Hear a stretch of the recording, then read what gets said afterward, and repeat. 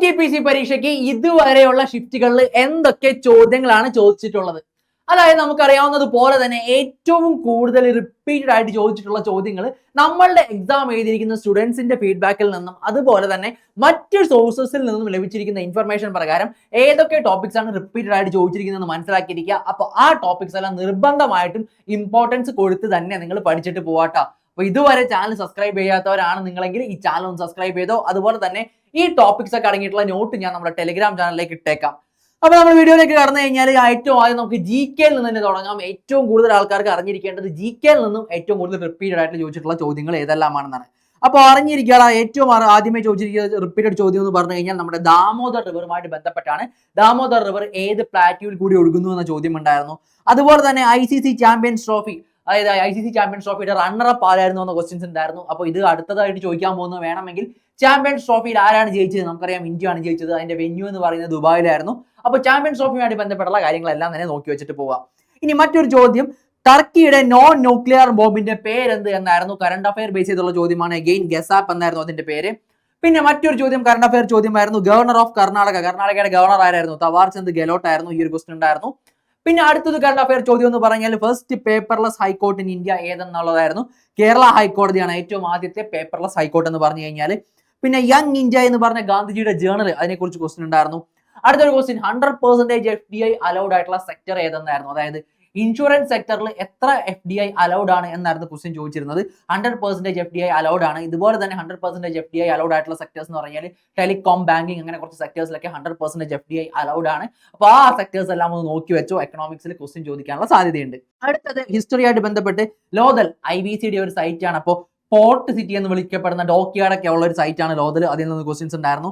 പിന്നെ ചോദിച്ച ക്വസ്റ്റ്യൻ എന്ന് പറഞ്ഞാൽ നമ്മുടെ ആൻഡമാൻ ആൻഡ് നിക്കോബാർ ഐലൻഡ്സിന്റെ ലെഫ്റ്റനന്റ് ഗവർണർ ആരായിരുന്നു എന്നൊരു ക്വസ്റ്റ്യൻ ആയിരുന്നു ചോദിച്ചിരുന്നത്. അഡ്മിറൽ റിട്ടയർഡ് DK ജോഷി ആയിരുന്നു അതിന്റെ ഉത്തരം. പിന്നെ 86 അമെന്റ്മെന്റുമായിട്ട് ബന്ധപ്പെട്ട ക്വസ്റ്റ്യൻ ഉണ്ടായിരുന്നു. ഇത് ഫണ്ടമെന്റൽ റൈറ്റിൽ നമ്മൾ പഠിക്കുന്നതാണ്. ആർട്ടിക്കിൾ 21A ആയിട്ട് ബന്ധപ്പെട്ട ക്വസ്റ്റ്യൻ ഉണ്ടായിരുന്നു. അടുത്ത ഹിസ്റ്ററിയിൽ ഒരു ചോദ്യം എന്ന് പറഞ്ഞാൽ ബർദോലി സത്യാഗ്രഹമായിട്ട് ബന്ധപ്പെട്ടാണ്. സർദാർ വല്ലഭായ് പട്ടേൽ ഗുജറാത്തിൽ ലീഡ് ചെയ്തുള്ള സത്യാഗ്രഹമാണ്.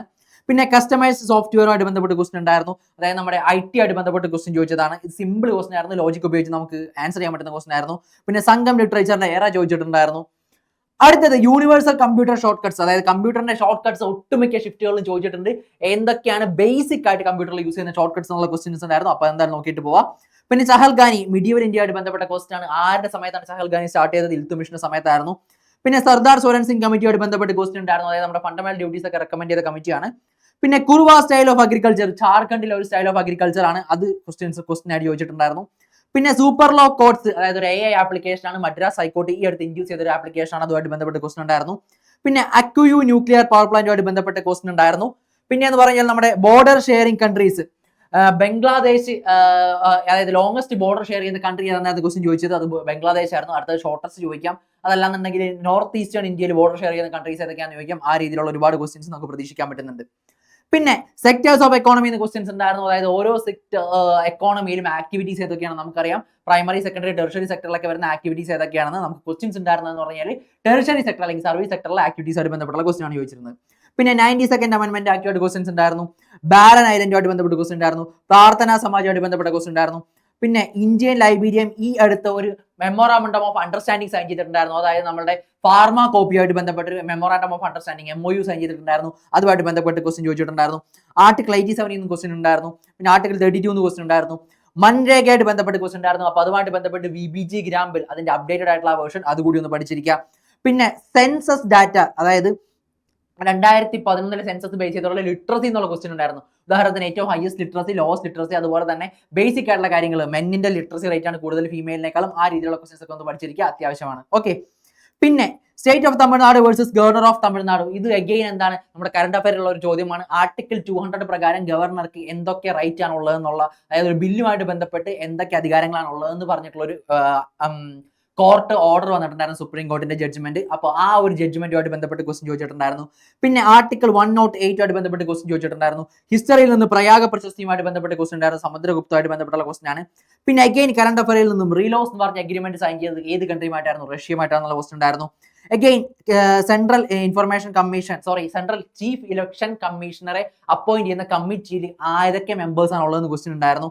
അടുത്തത് second WHO summit on traditional medicine. ഇത് ന്യൂഡൽഹിയിൽ വെച്ചാണ് സബ്മിറ്റ് ആയിരുന്നു. അത് എവിടെ വെച്ചാണെന്നുള്ള ക്വസ്റ്റൻ ഉണ്ടായിരുന്നു. അടുത്തത് നാനാ സാഹിബ് 1857 റിവോൾട്ടുമായിട്ട് ബന്ധപ്പെട്ട് ക്വസ്റ്റൻ ഉണ്ടായിരുന്നു. സെല്ലുമായിട്ട് ബന്ധപ്പെട്ട് ക്വസ്റ്റൻ ഉണ്ടായിരുന്നു. DNA RNA ആ സെക്ഷൻ ഒക്കെ നന്നായിട്ട് നോക്കിയിരിക്കുക. അതുപോലെ തന്നെ സെല്ലിൽ പല പല നിക് നെയിംസ് ഒക്കെ വരുന്നുള്ള ക്വസ്റ്റൻസ് ഉണ്ട്.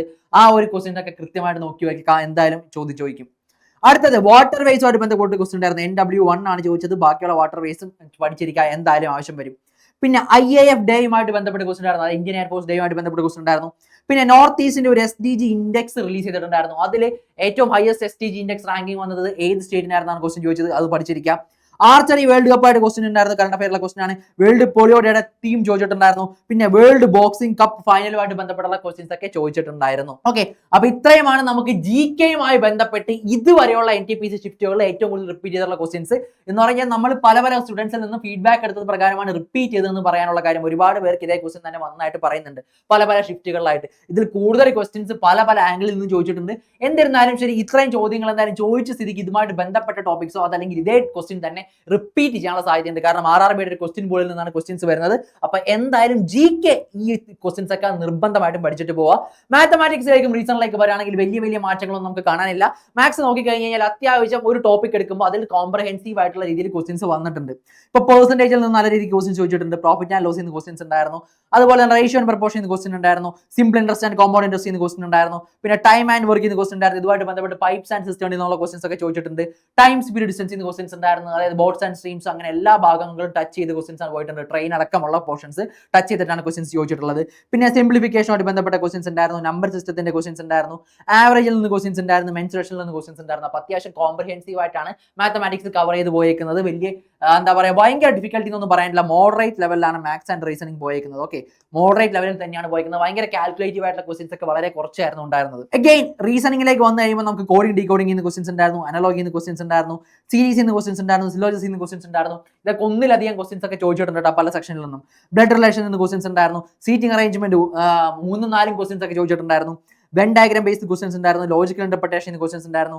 ഡയറക്ഷൻ ക്വസ്റ്റ്യൻ ഉണ്ടായിരുന്നു. മാത്തമാറ്റിക്കൽ ഓപ്പറേഷൻസ് ക്വസ്റ്റ്യൻസ് ഉണ്ടായിരുന്നു. റീസണിംഗ് അഗൈൻ എന്താണ്, ഒരു മോഡറേറ്റ് ലെവലിൽ തന്നെയാണ് പോയിരിക്കുന്നത്. അപ്പൊ ഓവറോൾ നമുക്ക് നോക്കാനായിട്ടാണ് എന്നുണ്ടെങ്കിൽ NTPCയുടെ നിലവിലുള്ള ക്വസ്റ്റ്യൻസ് നോക്കിക്കഴിഞ്ഞാൽ മാത്സ് റീസണിംഗ് അത്യാവശ്യം നല്ല രീതിക്ക് പഠിച്ചിട്ട് പോയിട്ടുണ്ട് എന്നുണ്ടെങ്കിൽ നമുക്ക് അത്യാവശ്യം സ്കോർ ചെയ്യാനായിട്ട് പറ്റും. പക്ഷേ മോസ്റ്റ് ഇമ്പോർട്ടന്റ് തിങ്, നമ്മുടെ കട്ട് ഓഫ് ഡിറ്റർമൈൻ ചെയ്യുന്ന അല്ലെങ്കിൽ നമ്മുടെ റാങ്ക് ലിസ്റ്റ് അല്ലെങ്കിൽ ജോലി ഉറപ്പിക്കാൻ പറ്റുന്നത് നമ്മുടെ GS സബ്ജക്റ്റ് തന്നെയാണ്.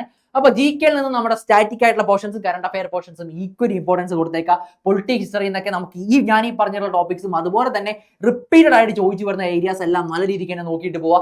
കറണ്ട് അഫയർ നല്ല തറവായിട്ട് നോക്കിക്കോ. 6 to 12 monthsലെ കറണ്ട് അഫയറിൽ നിന്നും നല്ല അടിപൊളിയായിട്ട് ക്വസ്റ്റ്യൻസ് ചോദിച്ചിട്ടുണ്ട്. അതായത് തറവാക്കിയിട്ട് പോവാ. മാക്സിമം എന്തുമാത്രം റിവൈസ് ചെയ്ത് പോകാൻ പറ്റുമോ അത്രയും തറവാക്കുക. ഞാൻ പറയാനായിട്ട് പോവാണെങ്കിൽ ഏറ്റവും ബെസ്റ്റ് മെത്തേഡ് ഈ ലാസ്റ്റ് മൊമെന്റ് ചെയ്യാന്ന് പറഞ്ഞാൽ മോക്ക് ടെസ്റ്റുകൾ എടുക്കലാണ്. എത്ര മോക്ക് ടെസ്റ്റുകൾ നിങ്ങൾക്ക് എടുക്കാൻ പറ്റുമോ മാക്സിമം അത്രയും മോക്ക് ടെസ്റ്റുകൾ എടുക്കുക. ഇപ്പൊ നിങ്ങൾക്ക് ഒരു ടോപ്പിക് പഠിക്കാനുള്ള സമയം കിട്ടിയെന്ന് വരില്ല. സോ അതുകൊണ്ട് തന്നെ നിങ്ങൾ മോക്ക് ടെസ്റ്റുകൾ എടുക്കുക. മോക്ക് ടെസ്റ്റിന്റെ ആൻസർ കീ വായിക്കുക. അതാണ് ഏറ്റവും ബെസ്റ്റ് മെത്തേഡ് എന്ന് പറഞ്ഞാൽ സൂപ്പർ നോട്ട്സിന്റെ ഒരു അടിപൊളി മോക്ക് ടെസ്റ്റ് നമുക്ക് ഇവിടെ അവൈലബിൾ ആണ്.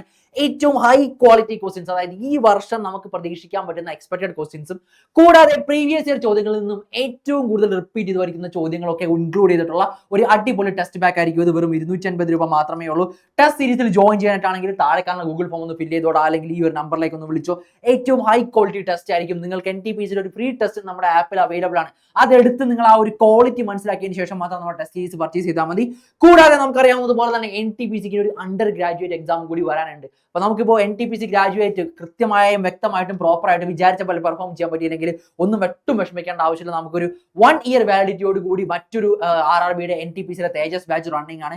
നമുക്കറിയാം റെയിൽവേയുടെ ഇനി അങ്ങോട്ടേക്ക് ഒരുപാട് എക്സാമിനേഷൻസ് നമുക്ക് വരാനുണ്ട്. ഗ്രൂപ്പ് D വരാനുണ്ട്, അടുത്ത വർഷത്തെ NTPC വരാനുണ്ട്, അസിസ്റ്റന്റ് ലോക്കോ പൈലറ്റ് വരാനുണ്ട് എന്നിങ്ങനെ ഒരുപാട് എക്സാമുകളുടെ ഒരു അവസരം റെയിൽവേ നമ്മുടെ മുന്നിൽ തുറന്നു വെക്കുന്നുണ്ട്. അപ്പോൾ 1 year വാലിഡിറ്റിയോട് കൂടിയുള്ള കോഴ്സാണ്. നിങ്ങൾ ഇപ്പോഴേ തന്നെ സ്റ്റാർട്ട് ചെയ്ത് പഠിച്ചോ RRBയുടെ തേജസ് ബാച്ച്. അതായത് നിങ്ങൾക്ക് ഏറ്റവും ബെസ്റ്റ് ഹൈ ക്വാളിറ്റി ഉള്ള നോട്ടുകളായിരിക്കും ഇവിടെ കിട്ടാനായിട്ട് പോകുന്നത്. പ്രിന്റ് എടുത്ത് നിങ്ങൾക്ക് പഠിക്കാനായിട്ട് പറ്റും. ഒരിക്കലും ഫോൺ നോക്കി പഠിച്ച് നിങ്ങളുടെ കണ്ണ് കളയാൻ ഒന്നും ആവശ്യമില്ല. കഷ്ടപ്പെട്ട് പഠിക്കേണ്ട, നല്ല പക്കയായിട്ട് A4 സൈസിൽ പ്രിന്റ് എടുത്ത് പഠിക്കാം. സ്റ്റുഡിയോ റെക്കോർഡർ ആയിട്ടുള്ള ഹൈ ക്വാളിറ്റി ക്ലാസ്സുകളായിരിക്കും. കൂടാതെ വീക്ക്ലി മെന്റർഷിപ്പ് സെഷൻ ഉണ്ടാവും. നിങ്ങൾക്ക് ഡെഡിക്കേറ്റഡ് ആയിട്ട് ഒരു ബാച്ച് മെന്റർ ഉണ്ടാവും. സംശയങ്ങളും കാര്യങ്ങളൊക്കെ പുള്ളിക്കാരൻ്റെ അടുത്ത് ചോദിച്ച് നിങ്ങൾക്ക് കൃത്യമായിട്ട് മനസ്സിലാക്കി തന്നെ പഠിച്ച് പോകാനായിട്ട് സാധിക്കുന്നതാണ്. ഇതൊന്നും പോരാത്തതിന് നിങ്ങൾക്ക് ഫാക്കൽറ്റീസിനോട് തന്നെ ഡയറക്ട്ലി ഡൗട്ട് ചോദിക്കാനും ക്ലിയർ ചെയ്യാനും ഇന്ററാക്ട് ചെയ്യാനുള്ള ഒരു അവസരം കൂടി ഒരുക്കുന്നുണ്ട്. മറ്റ് ഇൻസ്റ്റിറ്റ്യൂട്ട്സ് ഒക്കെ പോലെ നിങ്ങൾക്ക് എന്താ പറയുക യൂട്യൂബിൽ കാണുന്നവരൊരിക്കലും ക്ലാസ്സിൽ കാണാൻ പറ്റില്ല അല്ലെങ്കിൽ ഇന്ററാക്ട് ചെയ്യാൻ പറ്റില്ല. അങ്ങനെയല്ല, ഞങ്ങളുടെ ടീച്ചേഴ്സുമായിട്ട് നിങ്ങൾക്ക് ഡയറക്റ്റ്ലി ഇന്ററാക്ട് ചെയ്യാം, എന്ത് സംശയങ്ങളും എപ്പോൾ വേണമെങ്കിലും ചോദിക്കാം. ഇത്തരം അവസരങ്ങളൊക്കെ നമ്മുടെ ബാച്ച് ഒരുക്കുന്നുണ്ട്. അപ്പോൾ ബാച്ചിൽ ജോയിൻ ചെയ്യാനായിട്ട് താഴെ കാണുന്ന ഗൂഗിൾ ഫോം ഒന്ന് പെട്ടെന്ന് ഫില്ല് ചെയ്തോടാ. കൂടാതെ മറ്റൊരു കാര്യം കൂടി ശ്രദ്ധിച്ചിരിക്കുക, നമുക്ക് NTPC പരീക്ഷയിൽ കൃത്യമായിട്ടും വ്യക്തമായിട്ടും പെർഫോം ചെയ്യാൻ ഇപ്രാവശ്യം പറ്റിയില്ല എന്ന് പറഞ്ഞ് ആരും വിഷമിച്ചിരിക്കരുത്. നമ്മുടെ മാക്സിമം എഫേർട്ട് ഇടുക. ഇതൊന്നും ഒന്നിന്റെയും അവസാനമല്ല. നമുക്കറിയാവുന്ന പോലെ ഇനി ഒരു അണ്ടർ ഗ്രാജുവേറ്റ് പരീക്ഷ വരാനുണ്ട്. ഇതല്ലെങ്കിലും ഇനിയും ഒരുപാട് അവസരങ്ങൾ നമ്മുടെ മുന്നിൽ തുറന്നു വെക്കുന്നുണ്ട്. സോ പെർഫോം ചെയ്യുന്ന സമയത്ത് നമ്മൾ മാക്സിമം നമ്മുടെ എഫേർട്ട് എടുക്കുക, മാക്സിമം എഫേർട്ട് ഇട്ട് പഠിക്കുക, മാക്സിമം നമ്മുടെ 100% ഡെഡിക്കേഷനോട് കൂടി ഇരിക്കുക, ഫുൾ പോസിറ്റീവ് ആയിട്ടിരിക്കുക. അതല്ലാതെ ഒരിക്കലും നെഗറ്റീവ് തോട്ട്സിലേക്കൊന്നും പോകരുത്. എക്സാമിനേഷൻ നമുക്ക് എന്തായാലും ഇനിയും ഒരുപാട് വരാനുണ്ട്. സോ നമുക്ക് നിലവിൽ ഇനി എക്സാം എഴുതാൻ പോകുന്നവരെല്ലാവരും മനസ്സിൽ വെക്കേണ്ട ഒരൊറ്റ കാര്യം എന്ന് പറഞ്ഞാൽ, നമ്മുടെ മുന്നിൽ വരുന്ന ചോദ്യം അത് എത്ര ഡിഫിക്കൽട്ട് ആണെങ്കിലും ശരി നമ്മൾ അതിനൊരു അറ്റംപ്റ്റ് കൊടുത്തേക്കുക. അതായത് മാക്സിമം ട്രൈ ചെയ്യുക ക്വസ്റ്റ്യൻ സോൾവ് ചെയ്യാൻ പറ്റുന്നുണ്ടോ. എക്സ്ട്രീംലി ടഫ് ആണെന്നുണ്ടെങ്കിൽ സമയം വേസ്റ്റ് ചെയ്യരുത്, സ്കിപ്പ് ചെയ്ത് പോവുക. എന്ത് മെത്തേഡിലൂടെയെങ്കിലും നമ്മൾ ആൻസറിലേക്ക് എത്താൻ പറ്റുന്നുണ്ടോ എന്നൊരു ലാസ്റ്റ് റൗണ്ട് വരെ ഉറപ്പിക്കുക. അതിനുശേഷം മാത്രം സ്കിപ്പ് അടിച്ചിട്ട് പോവുക. അതായത് ഒരുപാട് സമയം അതിൽ ഇൻവെസ്റ്റ് ചെയ്യരുത്, അതുപോലെ തന്നെ ഒരുപാട് സമയം ഇൻവെസ്റ്റ് ചെയ്യാതിരിക്കുകയും ചെയ്യരുത്. സമയം വളരെ ഒപ്റ്റിമം ആയിട്ട് യൂസ് ചെയ്തിട്ട് നല്ല എക്സാം എഴുതുക, മാക്സിമം അറ്റംപ്റ്റ് കൊടുക്കുക. അവർ 80+ എങ്കിലും മിനിമം അറ്റംപ്റ്റ് ചെയ്തതിന് ശേഷം മാത്രം നിങ്ങൾ എക്സാമിനേഷൻ ഹാളിൽ നിന്ന് ഇറങ്ങി വരാൻ പറ്റുള്ളൂ. പിന്നെ കട്ട് ഓഫിന്റെ പ്രൊഡിക്ഷൻ അതെപ്പോഴും നമ്മൾ മനസ്സിലാക്കിയിരിക്കുക. 27-ാം തീയതി വരെ നമുക്ക് എക്സാം ഉണ്ട്.